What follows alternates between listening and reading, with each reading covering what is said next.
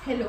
आज हम हिस्टोपैथोलॉजी की सेकेंड क्लास देखेंगे। इसमें हम देखेंगे हिस्टोपैथोलॉजी, स्पेसिमन एंड प्रोसेसिंग। सबसे पहले यहाँ पे आता है स्पेसिमन। स्पेसिमन की डेफिनेशन देखेंगे हम। स्पेसिमन मतलब मीन्स क्या होता है उसका, ठीक है। स्पेसिमन का हिंदी मतलब होता है कोई भी चीज़ का नमूना, कोई भी चीज़ का सैंपल, ठीक है। अब स्पेसिमन का हम हिंदी मतलब समझेंगे। स्पेसिमन हिंदी और इंग्लिश में मीन्स दोनों समझेंगे। स्पेसिमेन का डेफिनेशन हम सबसे पहले देखते हैं। A specimen is a piece of tissue. अगर हिस्टोपैथोलॉजी की बात हो रही है तो हम यहाँ पे टिश्यू की स्टडी करते हैं, ऑर्गन की करते हैं, ठीक है। तो हम क्या सैंपल ले रहे हैं, तो a specimen is a piece of tissue or organ removed for a living body for microscopic examination। इसका मतलब है एक स्पेसिमेन है, एक टिश्यू का टुकड़ा है, पीस है या ऑर्गन जो कि बॉडी से रिमूव हुआ है। कौन सी बॉडी से? लिविंग बॉडी से। उसकी माइक्रोस्कोपिक एग्जामिनेशन के लिए जो सैंपल, जो टिश्यू लिया है या ऑर्गन रिमूव किया है बॉडी से, उसे हम स्पेसिमेन कहेंगे, ठीक है। समझ में आया? A specimen is a piece of tissue or organ remove from a living body for microscopic examination. Hindi में अगर देखें तो इसका मतलब होगा स्पेसिमेन वह ऊतक है, वह ऊतक या अंग का हिस्सा है जो शरीर से निकालकर हमको माइक्रोस्कोपिक एग्जामिनेशन के लिए हम उसको सेंड कर रहे हैं या भेज रहे हैं। हिंदी मतलब इसका ये होता है। इसके एग्जाम्पल अगर हम देखें तो इसमें सबसे पहले आता है बायोप्सी। बायोप्सी क्या होता है सबसे पहले हम ये देखेंगे, ठीक है। बायोप्सी होता है small piece of tissue, small छोटा टुकड़ा, टिश्यू का छोटा टुकड़ा लेंगे हम लिविंग पेशेंट से, जो भी जहाँ पे भी हमारा खराब हुआ है, जो मतलब बॉडी में जहाँ एबनॉर्मलिटीज आई है, जहाँ का ऑपरेशन हुआ है, तो हम उसमें से सर्जिकल द्वारा या जो भी हो रहा है, मतलब उसको बॉडी का पार्ट खराब हुआ है, बोलते हैं ना, क्या बोलते हैं, जैसे चोट लगी है, वहाँ का पूरा जो टिश्यू है वो बिगड़ गया है, तो अब हम उनको क्या करेंगे, डायग्नोस के लिए लेंगे, ठीक है, कि उसमें क्या है क्या नहीं है ये देखने के लिए हम लेंगे। तो बायोप्सी क्या होता है? स्मॉल पीस ऑफ टिश्यू होता है, small piece of tissue taken from living patient for diagnostic, ठीक है। उसके बाद टाइप्स ऑफ बायोप्सी होती है। बायोप्सी दो प्रकार से होती है। एक होता है एक्सिजन बायोप्सी, मतलब एग्जिट। इसमें क्या होता है, एक्स मतलब एग्जिट, ये समझिए। एग्जिट मतलब जो पार्ट है उसमें क्या है, complete removal of entire lesion. इसमें हम क्या करते हैं, जहाँ जो लीजन है, जैसे हमारा जैसे ये हाथ है, यहाँ पे अगर इतना खराब हुआ है तो ये पूरा इंटायर निकाल लेना, complete removal of entire lesion. या मास, कहीं भी कुछ भी लीजन में जो भी प्रॉब्लम आया, जो भी एबनॉर्मल है, उसको पूरा कंप्लीट रिमूव करना with a small margin of surrounding, normal tissue तक। जब तक नॉर्मल यहाँ तक खराब है तो ये जब तक नॉर्मल टिश्यू तक नहीं निकालते हैं जो मार्जिन तक, उसे हम बोलते हैं एक्सिजन बात, मतलब ऑल लीजन को रिमूव करना, complete removal of a entire lesion or mass along with a small margin of surrounded normal tissue, ठीक है। इसके एग्जाम्पल होते हैं लिम्फ नोड्स, ब्रेस्ट लम्प, ठीक है, जितना जितना एरिया है पूरा निकाल लेते हैं, ठीक है। स्मॉल स्किन ट्यूमर, ठीक है, स्मॉल ब्रेस्ट लम्प, ठीक है, मोल और नेवस, ठीक है, लिम्फ नोड रिमूवल, ठीक है। ये सब मोल होते हैं, जो टी होता है बहुत बड़े बड़े हो जाते हैं, उनको पूरा रिमूव करना। प्रोसीजर क्या होता है, done under local anaesthesia. Local anaesthesia देंगे जिससे पेशेंट को दर्द नहीं हो, एंटायर लीजन के साइड। फिर हम क्या करेंगे, इंटायर जो लीजन है इज अ कट विद स्केपल, स्केपल से हम इसको कट करेंगे। फिर स्पेसिमेन फिक्स इन 10, जैसे ही हम स्पेसिमेन को निकाल लेंगे उसको हमको हिस्टोलॉजी के लिए, अगर हिस्टोलॉजी है, टिश्यू है, तो हमको उसको 10% फॉर्मेलिन में हमको उसको फिक्स करना होता है, ठीक है। इसके एडवांटेज देख लेते हैं। इसका एडवांटेज है डायग्नोस्टिक एंड थेराप्यूटिक दोनों के लिए करते हैं, ठीक है। उसके बाद आता है बायोप्सी इसलिए भी नीड रहती है जो स्मॉल एरिया और कुछ बढ़ तो नहीं रहा है, मतलब स्टडी क्यों करेंगे कि ज़रूरत से पहले हमको या तो ट्यूमर किस चीज़ का, उसमें कुछ एबनॉर्मल सेल्स तो नहीं आ रही है, या बोल सकते हैं हम क्या बोल सकते हैं पहले से संचेत कर रहे हैं, ठीक है। उसके बाद हम देखेंगे ये क्या होता है, provide complete tissue architecture for study, मतलब जो बायोलॉजी के पेशेंट रहते हैं उनकी स्टडी के लिए भी ये बहुत ज़रूरी होती है बायोप्सी करना। क्यों एडवांटेज है इसके, ठीक है। उसके बाद आता है डिसएडवांटेज। ये रहा disadvantage, can not be done for large और डीप लीजन। इसका हम लार्ज और डीप लीजन कट नहीं कर सकते हैं, क्योंकि जो ऊपर का है वो एरिया निकाल सकते हैं इंसिजन के द्वारा। वो इंसिजन जब होता है, मतलब मेन प्रोसीजर हम करते हैं या हम पूरा सर्जिकल द्वारा पूरा ऑर्गन ही रिमूव कर रहे हैं, ठीक है, डीपली नहीं जा सकते हैं, इसमें ज़्यादा डीप तक का पार्ट कट नहीं कर सकते, उसमें प्रॉब्लम क्रिएट हो सकती है, ठीक है। इतना समझ में आया। इसके बाद इसका एक और डिसएडवांटेज ये है, इसमें स्टिचेस मतलब जो टाके बोलते हैं, सूचर्स लगने के संभावना होती है, क्योंकि ज़्यादा कट हो जाता है, क्योंकि इंटायर ऑफ एरिया हम कट करते हैं, जो भी उस घाव बोल सकते हैं, जो भी एबनॉर्मल हमको लीजन दिख रहा है वो हम पूरा निकालेंगे, ठीक है, समझ में आया। उसके बाद आता है टाइप 2 इंसिजन बायोप्सी। अब इंसिजन मतलब रिमूवल ऑफ स्मॉल पार्ट, इसमें क्या हो रहा था, एग्जिट बाहर कर रहे थे पूरा। इसका मतलब होता है इनकम्प्लीट, मतलब जो पार्ट खराब है वही हम यूज़ करेंगे, जो पार्ट जो खराब है वही पार्ट का हम रिमूव करेंगे और उसी पार्ट की हम स्टडी करेंगे।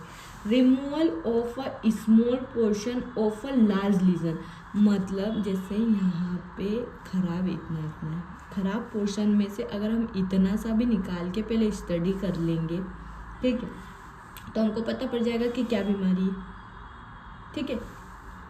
तो उस पार्ट को निकालने का तरीका जो होता है उसको इंसिजन बायोप्सी करते हैं, मतलब incomplete, only taken small part, ठीक है।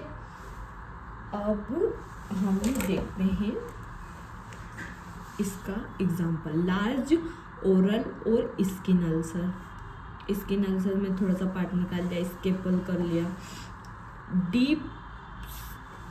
डीप सीटेड ट्यूमर्स, टंग और लीवर में जो ट्यूमर्स होते हैं वो। Bone and soft tissue, bone में से बोलते हैं ना बायोप्सी लेते हैं, वो इंसिजन बायोप्सी होती है, मतलब थोड़ा सा खरोच के ले लिया और उसको फिर वो पहले डायग्नोस किया कि क्या है, उसको निकालने की पूरी ज़रूरत है या नहीं है, या टैबलेट से सही हो जाएगा या कुछ थेरेपी से सही हो जाएगा, ये देखने के लिए हम इंसिजन बायोप्सी करते हैं। अब इसका प्रोसीजर क्या होता है, under local and general anaesthesia a small wedge shape piece of tissue is remove using a स्केपल।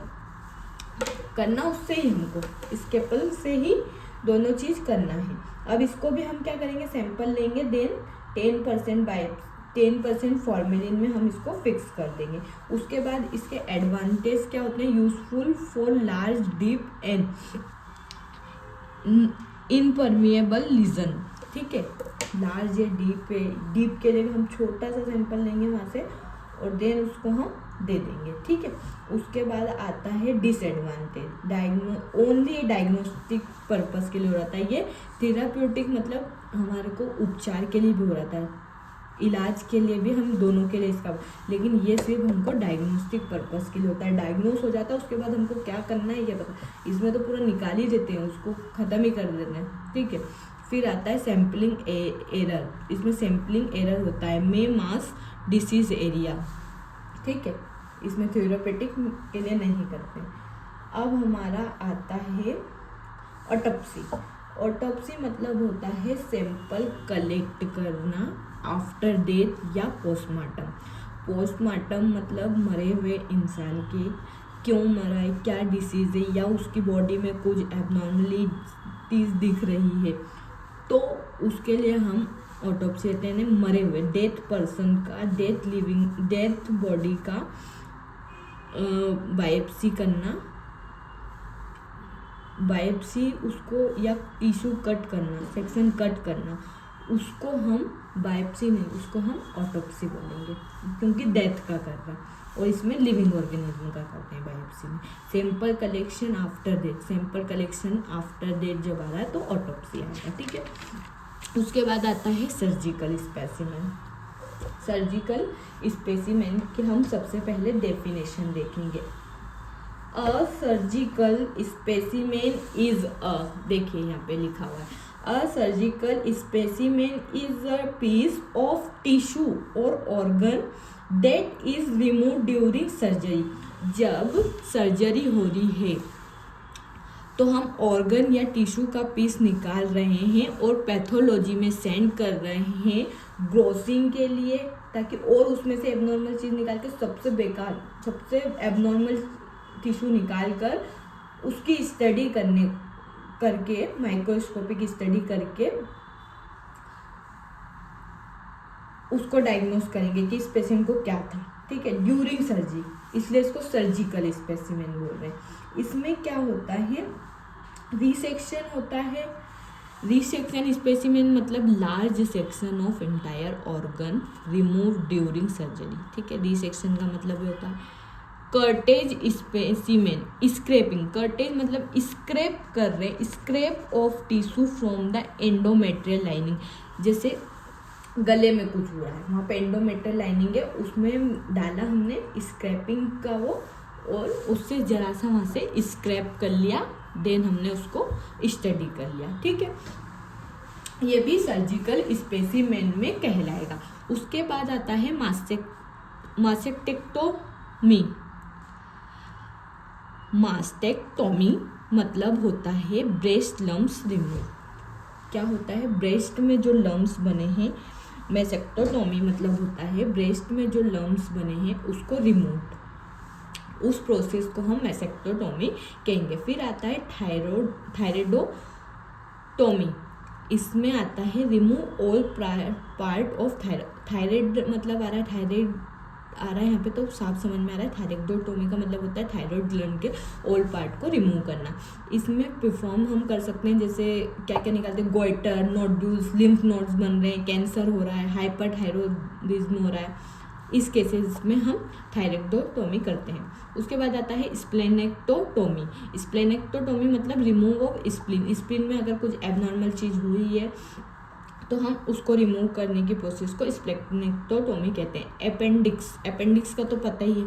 एपेंडेक्टोटोमी मतलब रिमूव ऑफ अपेंडिक्स, वो एक एबनॉर्मल, वैसे भी कुछ यूजफुल बॉडी में नहीं है, उसका एक स्पेशल यूज नहीं है ऑर्गन का।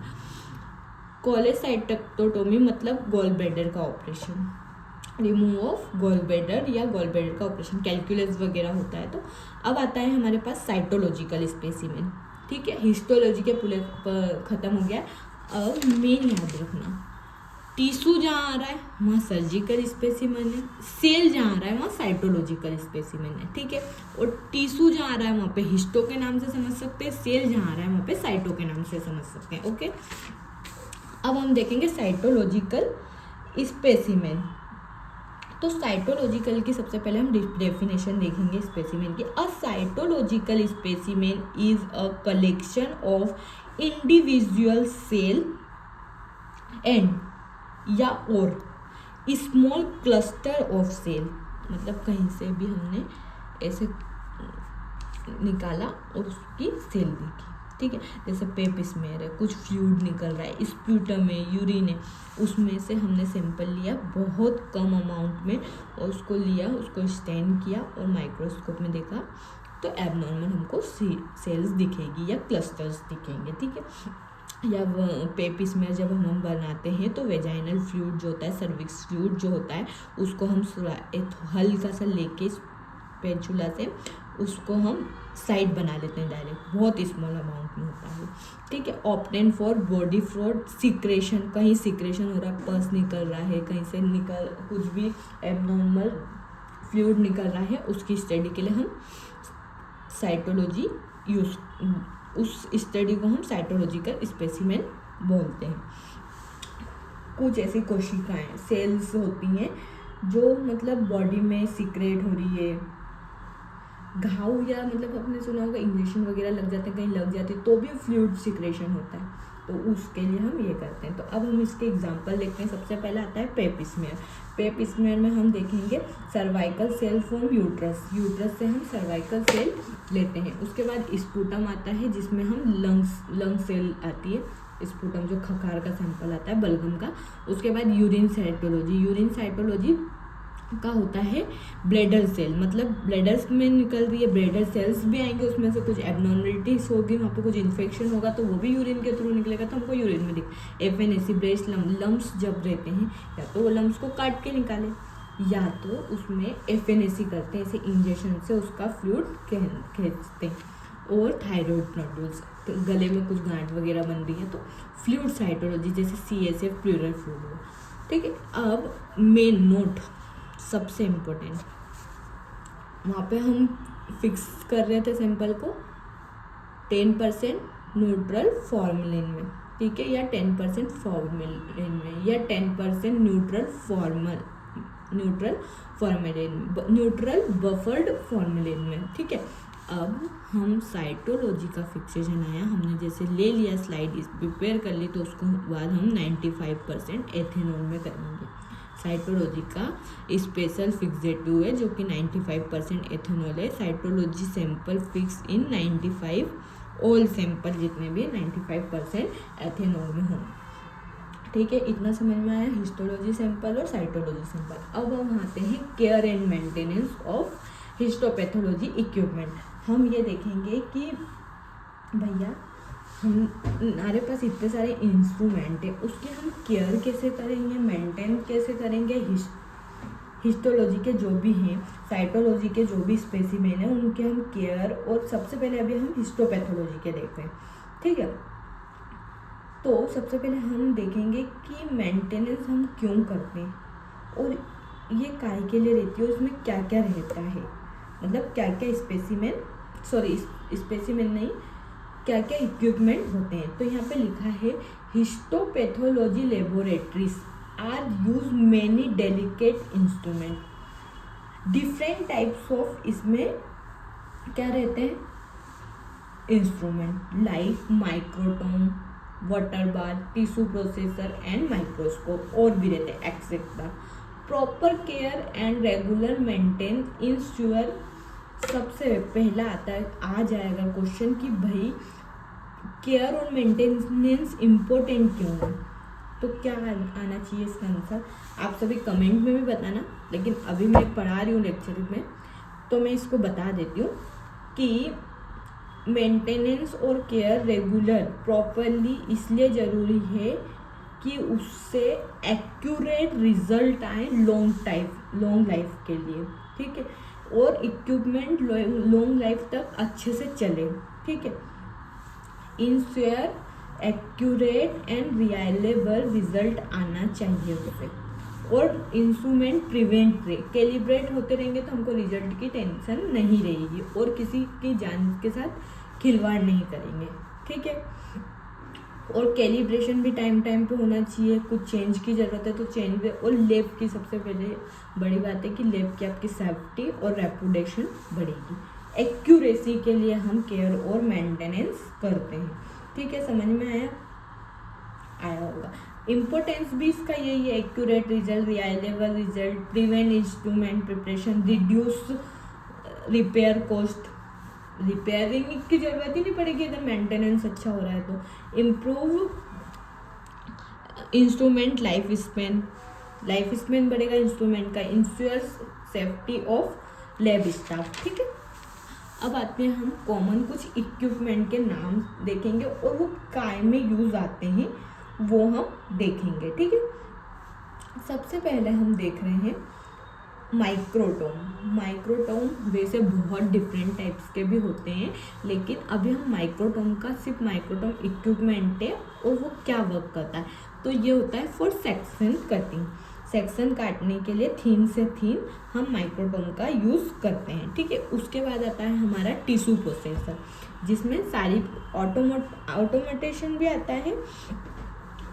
टिश्यू प्रोसेसर में हम आएंगे, इसमें इसका डिहाइड्रेशन और इम्बेंडिंग होती है, ठीक है। उसके बाद ऑटोमेटिक टिश्यू प्रोसेसर में सब वही क्लियरिंग, डाइलिंग के बाद डिहाइड्रेशन, रिहाइड्रेशन, इम्बेडिंग, ये सब होती है, ठीक है। अब इम्बेडिंग स्टेशन या पैराफिन बाथ, वैसे तो हम इम्बेडिंग स्टेशन नहीं बोलते, पैराफिन बाथ बोलते हैं उसको। तो ये टिश्यू में इम्बेड करने के लिए, वैक्स को इम्बेड करने के लिए काम में आता है। उसके बाद आता है हमारा वाटर बाथ। वाटर बाथ का क्या आता है, जब टिश्यू सेक्शन कट रहा है माइक्रोटोम से, उसके फ्लोटिंग के लिए उसका कुछ टेम्परेचर भी होता है, ठीक है। जैसे पैराफिन बाथ का होता है 56 to 60 डिग्री, ठीक है। इसका वाटर बाथ का होता है 40 to 45 डिग्री, ठीक है। उसके बाद आता है स्टोरेज कैबिनेट, स्टोर के लिए ऑब्वियसली टिश्यू मतलब आगे के लिए हमको रिकॉर्ड के लिए रखना होता है, तो उसके लिए हम स्टोरेज कैबिनेट यूज़ करते हैं। फिर स्लाइड ड्रायर और हॉट, जो सेक्शन हो गया है फिर उसको स्लाइड पे लिया है, तो स्लाइड ड्रायरिंग, स्लाइड को ड्राई करने के लिए हम हॉट प्लेट का यूज़ करते हैं, ठीक है। या तो पहले भी कुछ ना कुछ मॉइस्चर लगे रहता है, उसके लिए भी हम हॉट प्लेट का यूज़ करते हैं। उसके बाद आता है स्लाइड वार्मर। इसमें क्या होता है, पैराफिन को ये जो बच्चा कुचा वैक्स लगा हुआ रहता है उस पर स्टेनिंग के दौरान अगर हमको लगता है, तो वो स्लाइड वार्मर्स को रिमूव करता है। देखिए लिखा, removal of paraffin wax for the stomach, ठीक है। फिर आता है माइक्रोस्कोप, सबको पता है माइक्रोस्कोपिक एग्जामिनेशन के लिए। फिर आती है इम्बेडिंग, छोटी छोटी सी कैसेट आती है, ठीक है। वो हिस्टोलॉजी का सबसे इसेंशियल टूल है। उसमें क्या करते हैं, वो हमारा जो टिश्यू है उसको होल्ड और प्रोटेक्ट करके रखती है। इस दौरान पूरे 16-18 घंटे की जो प्रोसेस होती है, उस टाइम पूरा उसको हम प्रोटेक्ट रखती है। फिर स्टेनिंग सेट या रेक, टिश्यू स्टेनिंग के लिए मतलब रेक तो चाहिए रहेगी ना, मतलब सुखाने के लिए या सेट करने के लिए या थोड़ी देर ड्राई होने के लिए रखने के लिए। फिर रेफ्रिजरेटर या इंक्यूबेटर, प्रॉपर रेफ्रिजरेटर होना चाहिए रिएजेंट और सिंपल स्टोरेज के लिए।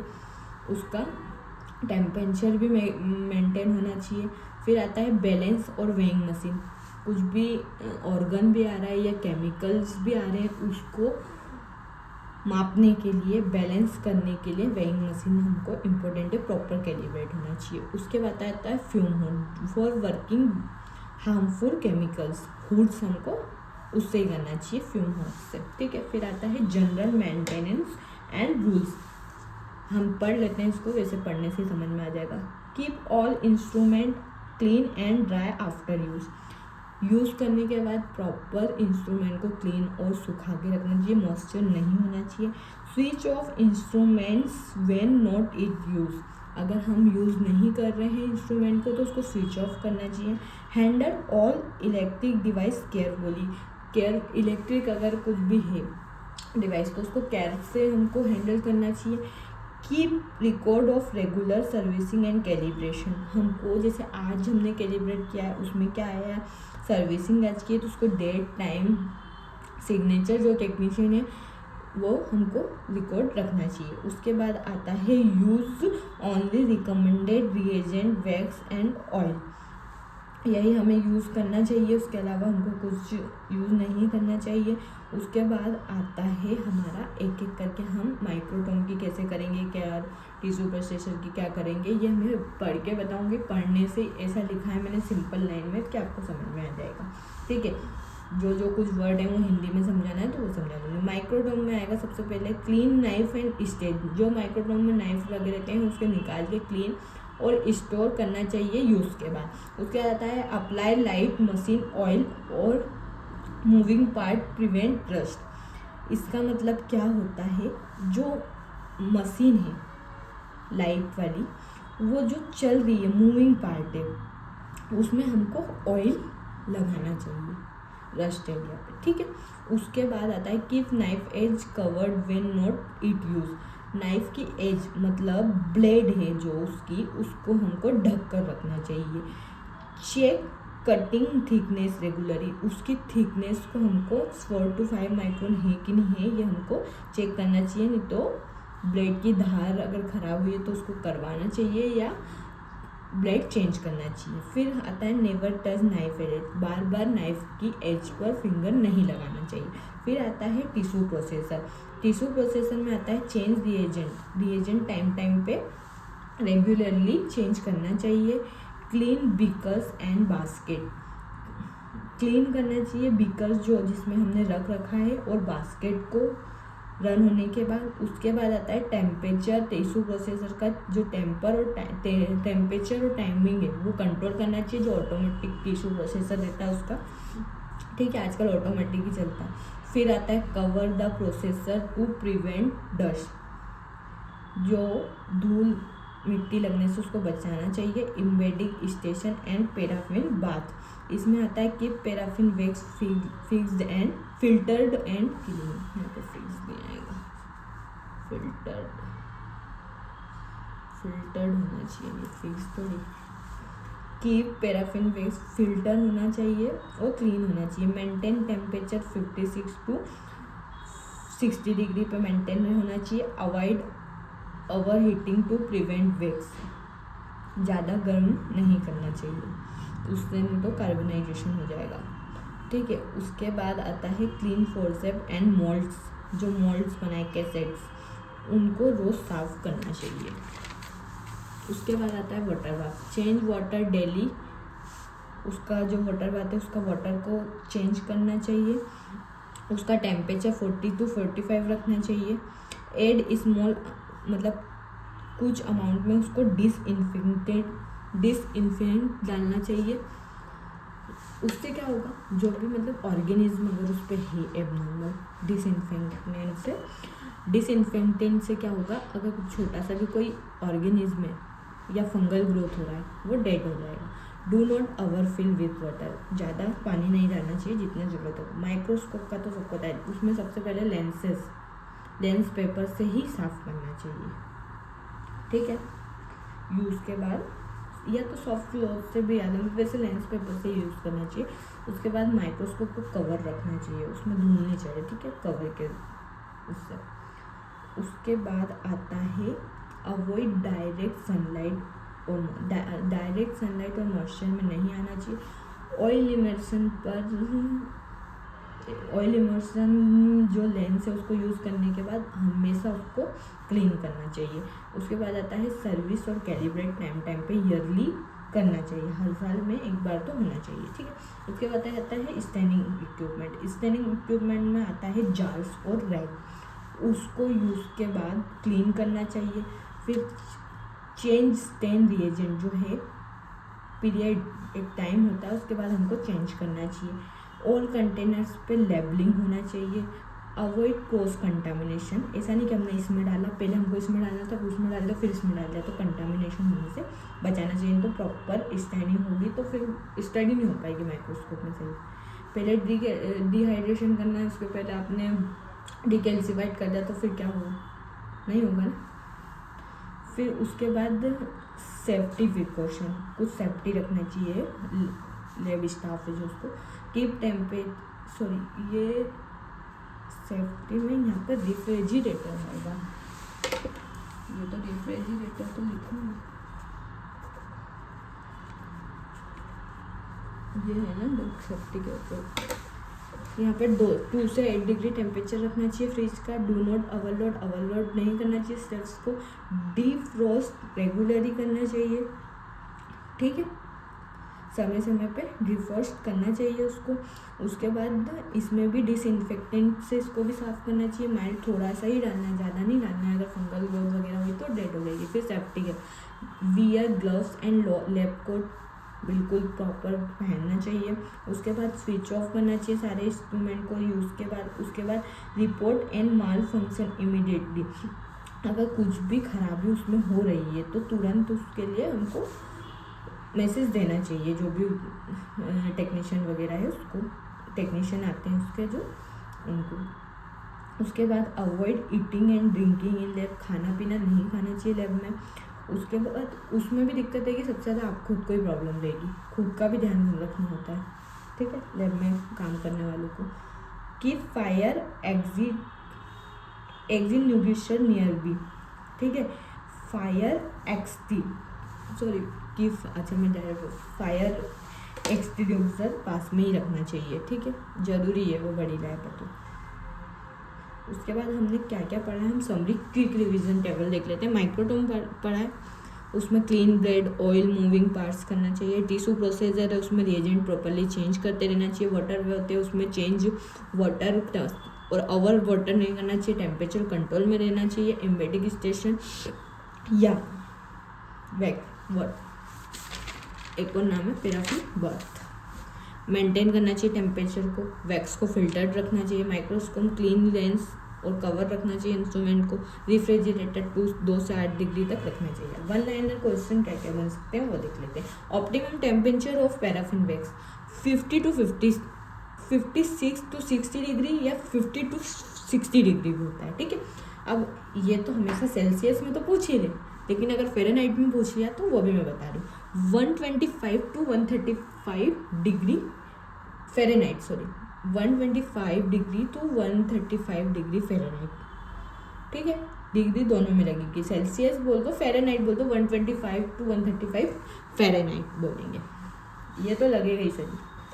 Fixative use for tissue 10% neutral buffer form, ठीक है।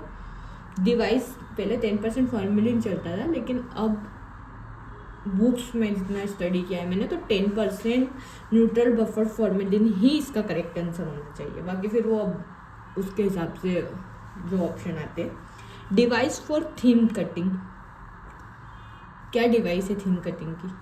माइक्रोटोम, कितनी होना चाहिए? 4 to 5 micron. Lens clean material, lens paper use करना चाहिए। Water bath temperature 40 to 45 Celsius. Purpose of maintenance, देखा ये question. Accuracy and long life of instrument, ठीक है। इसके बाद अब इसकी डीप स्टडी करेंगे कि माइक्रोटोम क्या यूज़ करते हैं, वाटर बाथ पे क्या टेम्परेचर रहता है, कैसे यूज़ करते हैं, स्टेप बाय स्टेप क्या है, पूरा एक लैबलिंग के द्वारा, ठीक है। Thank you so much. ज़्यादा से ज़्यादा वीडियो देखिए।